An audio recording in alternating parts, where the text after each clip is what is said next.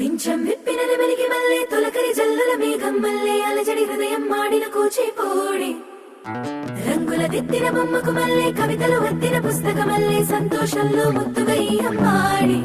ఆరారు ఋతువుల అందం ఒకటిగా కలిపి వింతలు ఏడు పక్కకు జరిపే కొత్తగా పుంతలు తొక్కెను ఈ అరవిందం అమ్మమ్మో తాండవమాడే కృష్ణుడి నుండి వేణువ గానం తీయగ పండి రాధకు ప్రాణం ఉప్పొంగే ఆనందం